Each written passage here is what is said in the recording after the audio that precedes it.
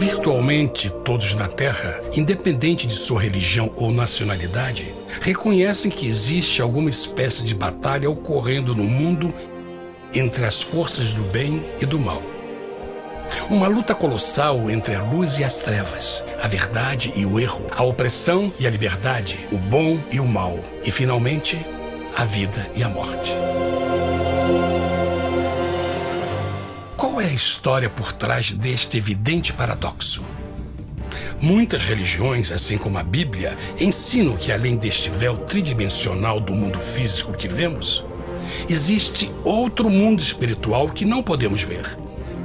Nesta realidade invisível ao nosso redor, se desencadeia uma batalha titânica entre o herói supremo e justo contra o vilão mais cruel e maligno.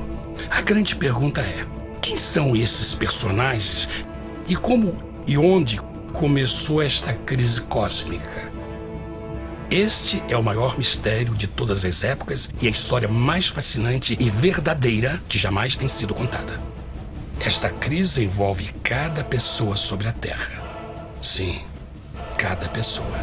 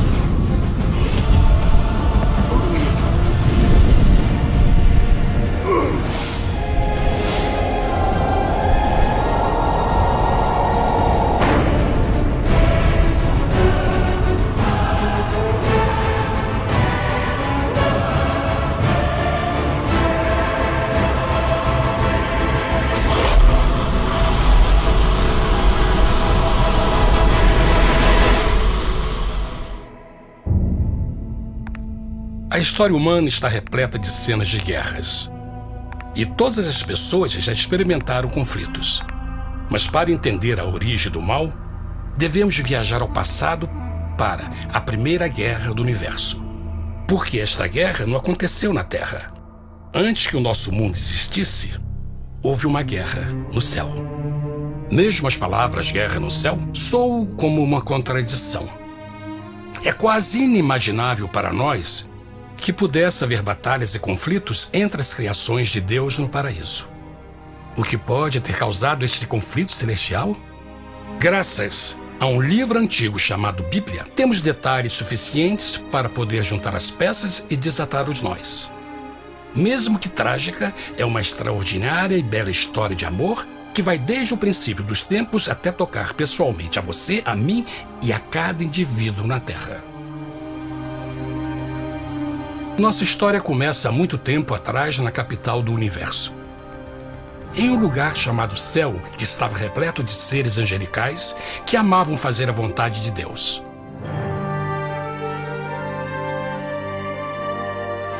Sob o justo e amoroso governo do Criador, todo o céu desfrutava uma existência de felicidade e perfeita paz.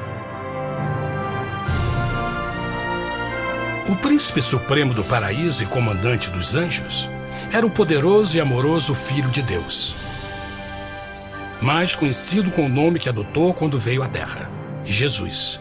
Ele tinha o mesmo propósito e pensamento com Deus, o Pai. O céu, sob o comando compassivo do Pai, Filho e Espírito Santo, provou ser um maravilhoso lugar de paz e alegria. Para realizar as ordens de Deus, a Trindade estava rodeada de um oceano virtual de inumeráveis espíritos ministradores chamados serafins e querubins, mais conhecidos como anjos. Essas poderosas e inteligentes criaturas descobriram que a felicidade estava em cumprir as ordens do Todo-Poderoso. Mas Deus criou um extraordinário anjo para atuar como líder de toda a multidão celestial. A Bíblia nos diz que seu nome era Lúcifer, que significa portador da luz. Este querubim foi o maior ser criado por Deus e assumia a posição mais próxima do trono de Deus, estando diretamente sob a autoridade de Jesus. A tarefa de Lúcifer era difundir a luz e o conhecimento da vontade de Deus a todos os outros anjos. Lúcifer foi o mais esplêndido ser criado por Deus. Era extremamente bonito e dotado de enormes poderes de liderança e organização. Entre os anjos, ele foi muito admirado, respeitado e amado como amigo. Mesmo assim, Deus previu o mal que Lúcifer estava a ponto de introduzir no reino da luz. Cheio de sabedoria e formosura, de todas as pedras preciosas te cobrias. Tu eras o querubim, ungido para cobrir, e te estabeleci. No monte santo de Deus estavas. No meio das pedras afogueadas andavas. Perfeito eras nos teus caminhos, desde o dia em que foste criado, até que se achou iniquidade em ti. Quando Lúcifer percebeu a sua beleza e poder, seu coração pouco a pouco começou a mudar. Permitiu que seu enfoque se afastasse de Deus e direcionou seu amor para si mesmo. Talvez nunca saberemos completamente como e por que estas sementes de rebelião germinaram em seu coração. Mas o profeta Isaías nos dá uma visão do pensamento de Lúcifer. Como caíste desde o céu, ó estrela da manhã, filha da alva! Como foste cortado por terra, tu que debilitavas as nações! E tu dizias no teu coração: eu subirei ao céu, acima das estrelas de Deus exaltarei o meu trono. Subirei sobre as alturas das nuvens, e serei semelhante ao Altíssimo. Lúcifer, aos poucos, começou a cobiçar o poder de Deus, mas não sua personalidade. Ao pensar em suas próprias habilidades e belezas extraordinárias, os perversos tentáculos do orgulho e vaidade congelaram sua mente. Este ressentimento e inveja fizeram com que ele violasse a lei sagrada de Deus e se rebelasse contra seu governo. Precisamos fazer uma pausa e esclarecer algo. Desde o princípio, Deus ordenou que as leis da física governassem o mundo material em que vivemos. Sem essas leis naturais, o universo seria um caos. Do mesmo modo, as leis morais de Deus sempre têm dado segurança e estabilidade ao cosmos. Alguns pensam que os 10 mandamentos não existiram, até que o Senhor os entregou a Moisés no Monte Sinai. Mas as Escrituras nos ensinam que os princípios das leis de Deus sempre existiram por toda a eternidade, pois são a base fundamental de seu reino de amor. Seguros todos os seus mandamentos, permanecem firmes para todo sempre e são feitos em verdade e retidão. Os 10 mandamentos são um resumo das características de um Deus de amor. Os primeiros 4 mandamentos descrevem quem é Deus, seu poder, seu território e autoridade. Os últimos 6 descrevem como é Deus, sua honestidade, sua pureza, sua fé. Todas estas coisas sempre foram verdade e sempre serão verdade. Agora, pela primeira vez na história da eternidade, Lúcifer começou a violar estes princípios perfeitos. Lúcifer sabia que se fosse compartilhar o poder e status de Deus, necessitaria de apoio. E deu início ao trabalho. Começou sorrateiramente a circular entre os outros anjos, plantando sementes de dúvida e descontentamento a respeito da liderança de Deus, ao mesmo tempo em que, sutilmente, revelava suas próprias virtudes. Ele insinuou que Deus abusava de seu poder divino e suas leis restringiam a verdadeira liberdade e felicidade de suas criaturas. Com seu raciocínio audaz e poder de influência, Lúcifer pôde persuadir a um grande número de anjos a se unirem para seu motim. Talvez se perguntem, como tantos anjos inteligentes puderam seguir esse desertor? Bom, lembrem que até esse ponto nenhum anjo tinha escutado uma mentira. E nesse primeiro estágio da rebelião, os anjos não perceberam a obsessão de Lúcifer em assumir a posição de Deus. Não sabiam que finalmente ele planejaria a tortura e o assassinato do Filho de Deus na cruz com a intenção de ocupar o seu trono. Estranhamente, Lúcifer pensou que poderia ocultar seus verdadeiros propósitos de Deus.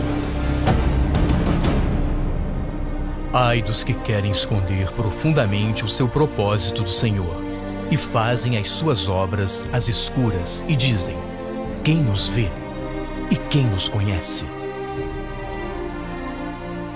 Não pense nem por um momento que a rebelião de Lúcifer surpreendeu Deus e o pegou desprevenido. O Senhor sabe de todas as coisas e os pensamentos de suas criaturas. Ele entendia exatamente o que estava se passando pela mente de Lúcifer. E piedosamente Deus advertiu o desgarrado anjo do perigo. Mas no final, o orgulho e a vaidade não permitiram que Lúcifer se arrependesse. Então, iniciou a rebelião total contra Deus em vez da humilde obediência. Alguns podem perguntar: isso significa que Deus criou um anjo defeituoso? Não, mas ele criou Lúcifer com livre-arbítrio. Verão que o livre-arbítrio é uma coisa maravilhosa, mas também muito perigosa, incluindo o risco de uma rebelião e a possibilidade de que o amor de Deus seja rejeitado. Vejam que o amor real não pode vir de uma criatura pré-programada e não pode ser forçado, deve ser voluntariamente dado. Por exemplo, mesmo que seja bonito este cachorro robô, na verdade, nunca poderá amar-me. Posso fazer que pareça que me ame, mas só estará seguindo instruções pré-programadas. Não tem opção. Por outro lado, este pequenino está realmente feliz em ver-me. Ele decidiu dar-me seu afeto. E com o tempo, nossa relação se fará mais forte, enquanto eu ame e cuide bem dele. Do mesmo modo, um Deus de amor só quer amor verdadeiro de suas criaturas. E para que isso aconteça, elas precisam ter o livre-arbítrio. A rebelião de Lúcifer é a maior evidência de que ele tinha esta liberdade. Agora, a grande pergunta é: como Deus enfrentaria esta crise? Como lidaria com Lúcifer e com os milhões de anjos que se uniram nessa rebelião? Muitos questionam: por que Deus não acabou imediatamente com a rebelião? Afinal, ele poderia facilmente vaporizar Lúcifer com um raio. Mas isto teria solucionado o problema? Não, pelo contrário. Isso só teria intensificado as dúvidas e suspeitas que Lúcifer havia plantado na mente dos anjos. Lembrem que Lúcifer sabia, como ninguém mais, da engrenagem interna do governo de Deus. Sua destruição seria vista como parte de uma grande armação, e a razão que o motivou a servir Deus teria sido o medo da represália e não o amor. O Senhor sabia, na sua sabedoria, que a melhor forma de enfrentar a crise era permitindo que tudo seguisse o seu curso. Esta seria a única forma de se assegurar que o mal não se ergueria outra vez. Deixai crescer ambos juntos até a ceifa. E por ocasião da ceifa, direi aos ceifeiros: colhei primeiro o joio e atai-o em molhos para o queimar, mas o trigo ajuntai-o no meu celeiro. Na parábola do joio e do trigo, Jesus descreve que um tempo de crescimento é necessário para que uma planta revele sua verdadeira natureza. No seu entendimento infinito, Deus sabia que com o tempo, o caráter real de Lúcifer seria exposto e que os amargos frutos de sua rebelião seriam vistos. Até agora, os cidadãos do universo não estavam familiarizados com o pecado e até onde os levaria. Mas isso mudaria quando eles vissem por si mesmos sua terrível natureza autodestrutiva.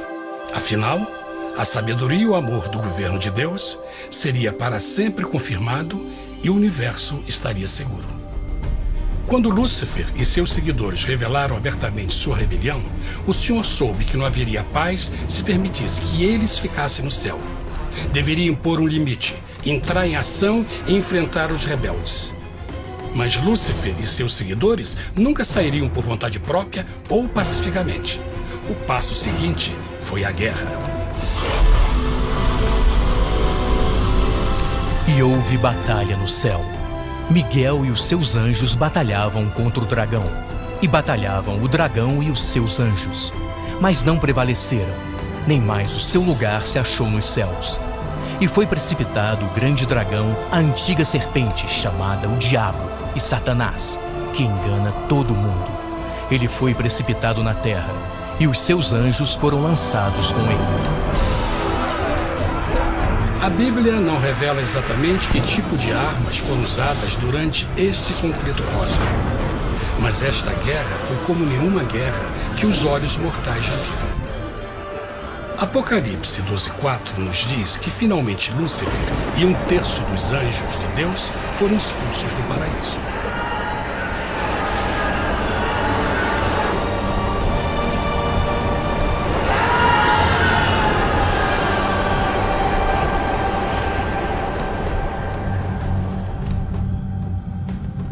Mas e agora? Lúcifer tinha milhões de anjos ao seu lado, mas precisava de um pedaço de chão para continuar sua rebelião. Rápido, muito rápido, o universo começou a entender o quão doloroso e caro o pecado poderia chegar a ser. Mas a guerra não tinha terminado, apenas começava. Lúcifer, o portador da luz, agora virou Satanás, o adversário.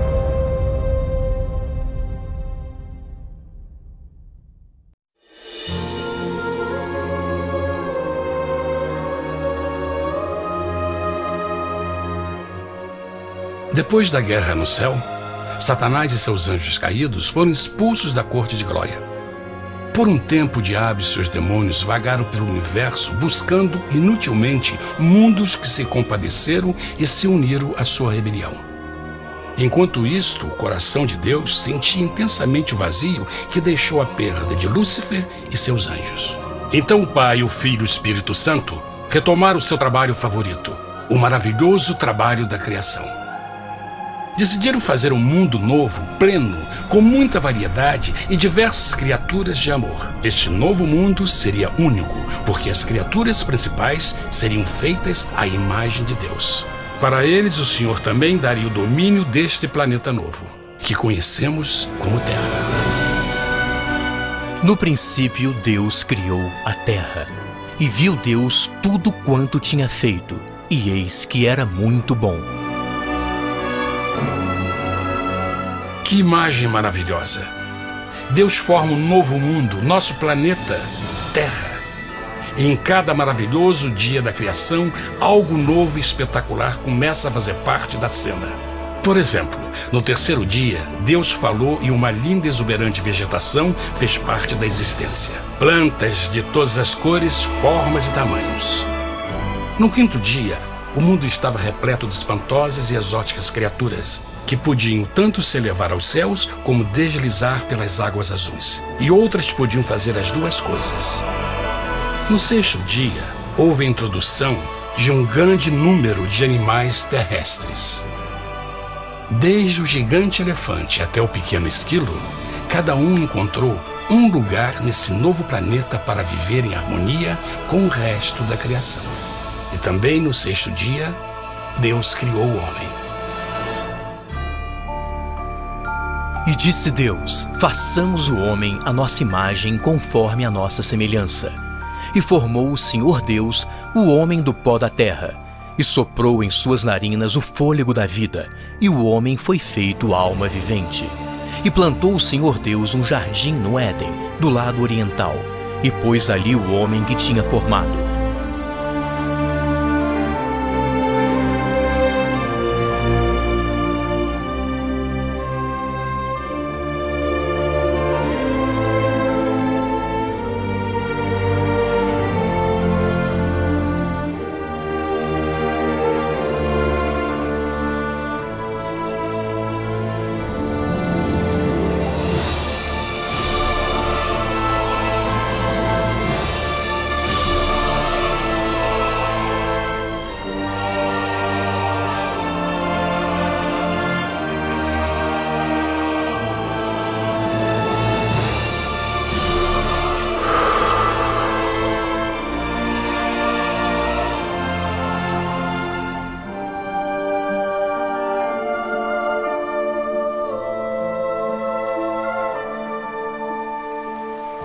Mas que grande honra ser criado à semelhança de Deus, ser um indivíduo com liberdade de pensamento.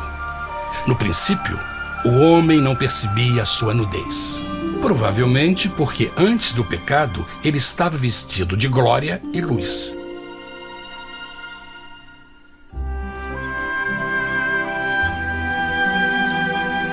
Deus também criou a companheira perfeita para Adão, sua bela esposa Eva.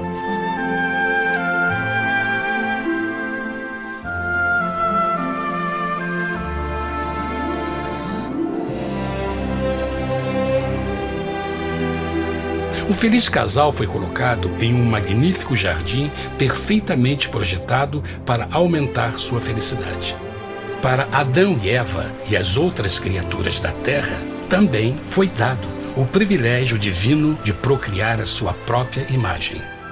A intenção de Deus foi que a raça humana tivesse domínio sobre este paraíso perfeito para sempre. Eternamente felizes e saudáveis, trabalhariam com a flora do jardim de Deus enquanto desfrutariam o afeto e companhia de todas as criaturas sob seus cuidados. O ambiente que nossos primeiros antepassados experimentaram foi muito diferente do mundo de hoje. As rosas não tinham espinhos, os insetos não mordiam nem picavam, e os leões e as ovelhas brincavam juntos. Mas a grande bênção era os humanos viverem em perfeita harmonia com seu Criador. A cada 7 dias, Adão e Eva descansavam de seu prazeroso trabalho e gozavam de uma comunhão com a visita de seu Criador. Era um mundo esplêndido e maravilhoso. E esse estado de felicidade teria continuado eternamente se nossos primeiros parentes tivessem mostrado fidelidade com uma simples prova. Mas da árvore do conhecimento do bem e do mal, dela não comerás, porque no dia em que dela comeres, certamente morrerás. Visto que o adversário havia contaminado o universo com sua rebelião, o Senhor viu a necessidade de uma simples prova de amor e lealdade. Lembrem que os anjos bons acabaram de ver 1/3 de seus amigos serem expulsos do céu durante a guerra. Como estariam seguros de que esses novos humanos não se uniriam a Lúcifer e causariam problemas? Então o Senhor plantou uma árvore no jardim, uma árvore cujo fruto não deveria ser comido sob pena de morte. Ao passar por esta simples prova de obediência, Adão e Eva mostrariam a lealdade para com Deus e a fé em sua palavra. Ainda mais, era uma prova de amor. Por isso, Jesus disse em João 14, se me amais, guardais meus mandamentos. Mas alguém mais soube desta prova de fé e estava determinado a usá-la em seu favor. Satanás estava com inveja dos humanos que desfrutavam da bendita vida que ele perdeu. Sua feliz existência estava em total contraste com a sua, que agora estava cheia de culpa, pecado e miséria. Com ressentimento e raiva, não estava disposto a deixar o casal em paz, pois o pecado sempre buscará arrastar a outros consigo.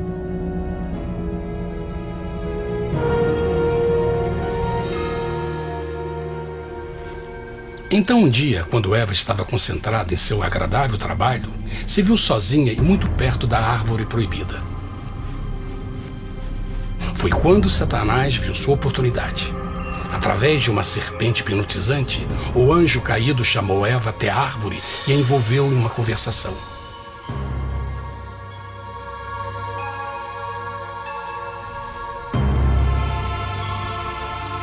Suas palavras encantadoras foram cuidadosamente calculadas para gerar desconfiança a Deus.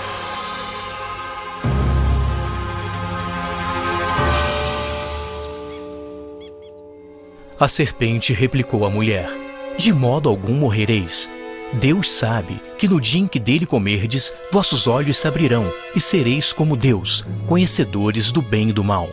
A mulher notou que a árvore era boa para comer, pois era atraente aos olhos e desejável para alcançar sabedoria. Colheu o seu fruto e comeu. Deu também ao seu marido, que comeu assim como ela. Tragicamente, quando Eva escutou a suave e sedutora voz do tentador, começou a ter certas dúvidas da palavra de Deus. A serpente enganou-o com a promessa de grande poder e sabedoria. Isso chamou sua atenção. Além disso, aparentemente um fruto deu à serpente a habilidade de falar. Que outros poderes poderia dar a ela? E mesmo tendo acabado de conhecer a serpente, ela confiou em sua palavra acima da de Deus, quem a criou, e lhe deu um paraíso para viver. Então Eva comeu o fruto proibido e convenceu seu esposo a fazer o mesmo. Adão poderia ter escolhido ser fiel a Deus, mas colocou seu amor pela esposa acima do seu amor por Deus. Quando os nossos primeiros parentes mostraram lealdade ao inimigo, o domínio da terra foi tomado por Satanás. Não sabeis que, vos oferecendo a alguém para lhe obedecer, vos tornais escravos daquele a quem obedeceis? Ninguém pode servir a dois senhores. Este mundo agora seria o último campo de batalha entre o bem e o mal, e o coração de cada homem e mulher seria o prêmio. Adão e Eva não se deram conta desse tempo, mas seu momento de desconfiança e desafio abriria as comportas do sofrimento de milhões de pessoas durante milhares de anos.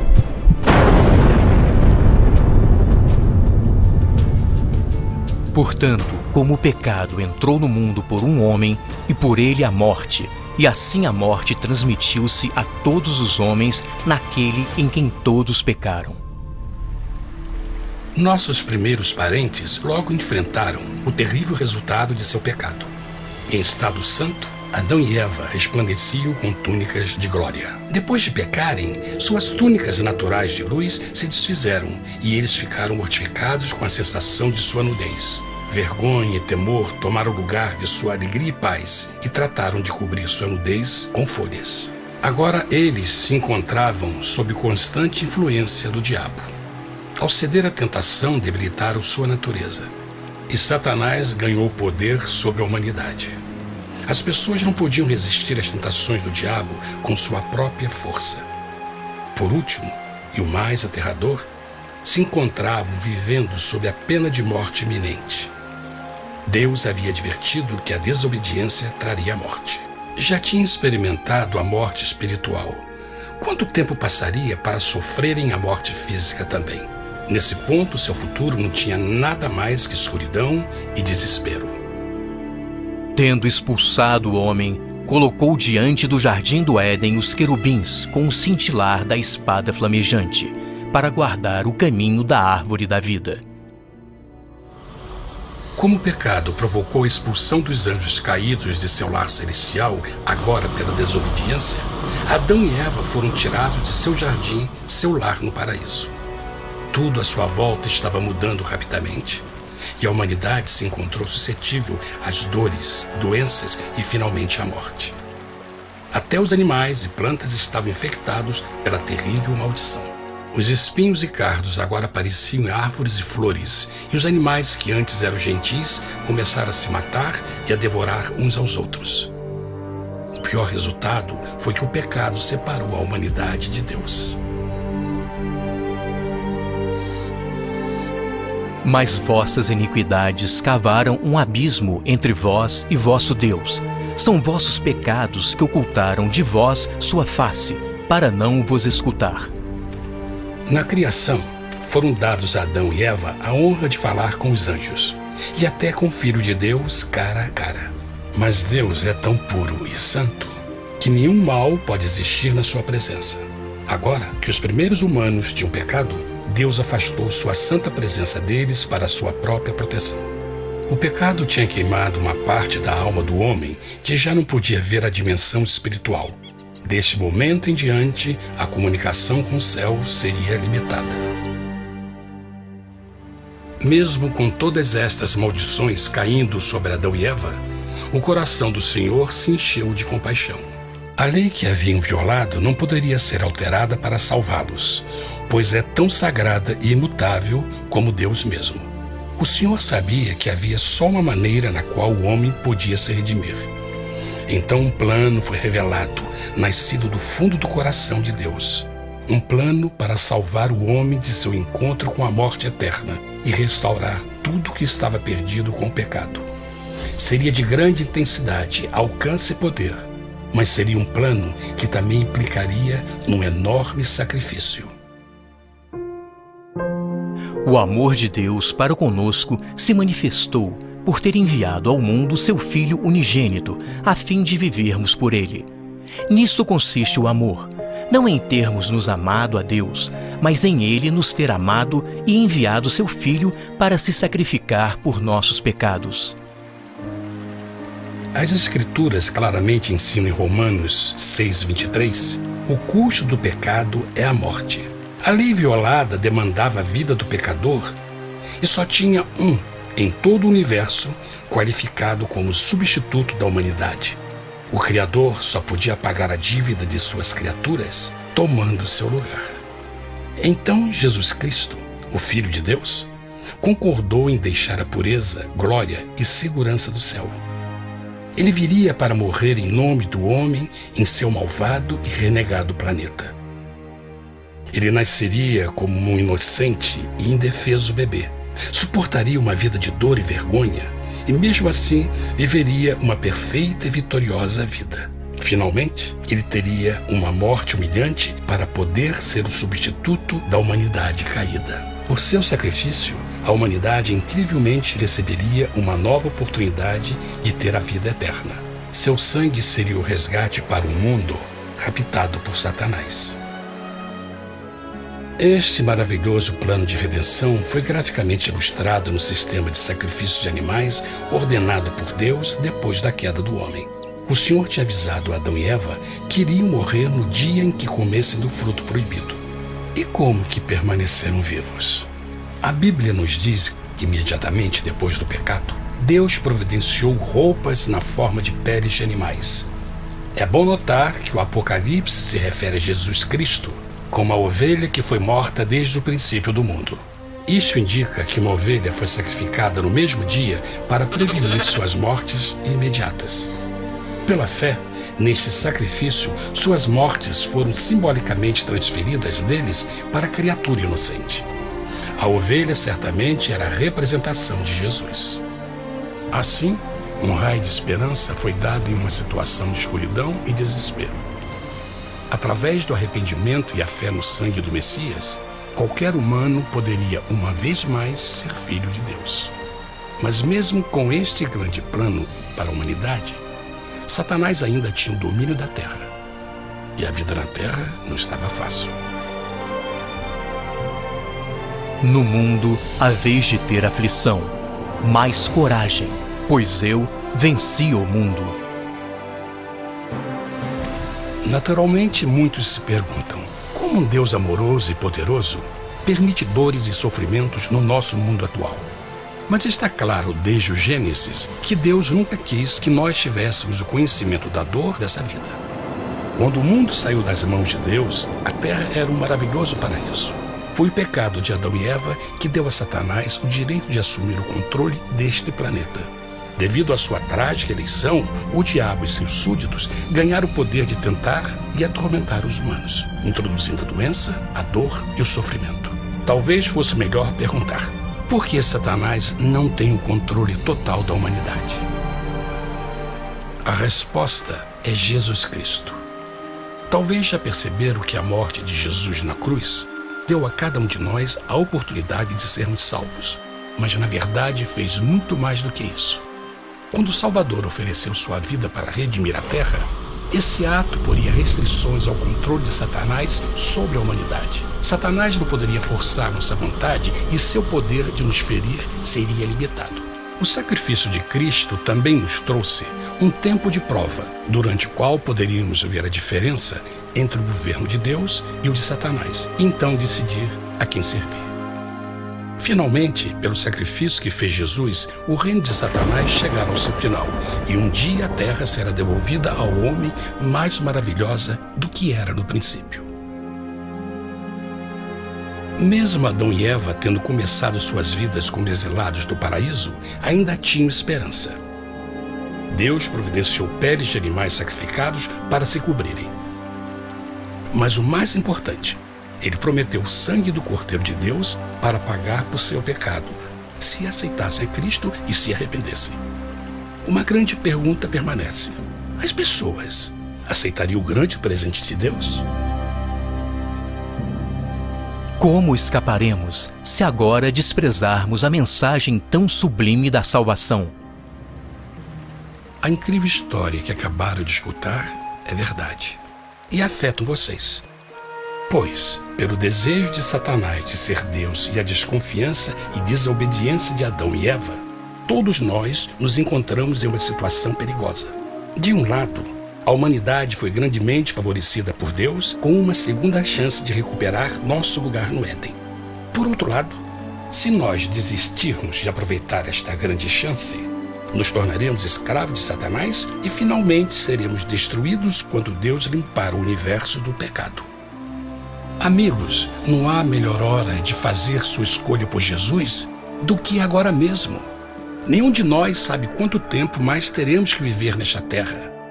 Jesus nos tem mostrado grande interesse no seu bem-estar e seu amor por vocês o levou a providenciar uma maneira de escaparmos de uma futura destruição. Ele quer que você o aceite e se arrependa de seus pecados. Através de Cristo, pode encontrar o perdão para tornar-se como Ele em caráter. A triste notícia é que Satanás atua de todas as formas possíveis para evitar que aceite o presente da salvação de Deus.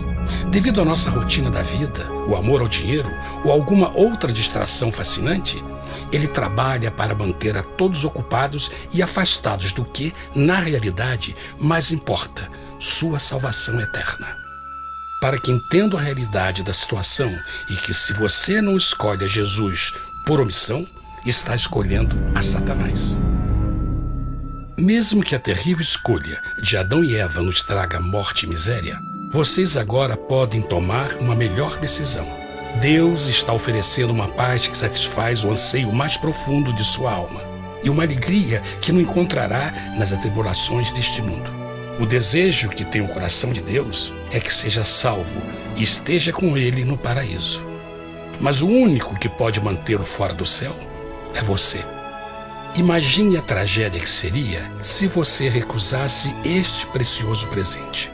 Você pode decidir hoje e aceitar a salvação que Deus prometeu. Na verdade, nesse momento, pode aceitar a vida eterna através de Jesus Cristo. Posso convidá-lo para que acompanhe agora mesmo em uma simples oração, aceitando sua maravilhosa oferta? Por favor, repita depois de mim. Querido Pai Celestial, venho a Ti agora e humildemente pedir Teu perdão. Senhor, confesso que sou um pecador e violei Tua santa lei. Entendo que a pena por esse pecado é a morte. Acredito que Jesus Cristo sofreu e morreu na cruz para receber o castigo por todos os nossos pecados.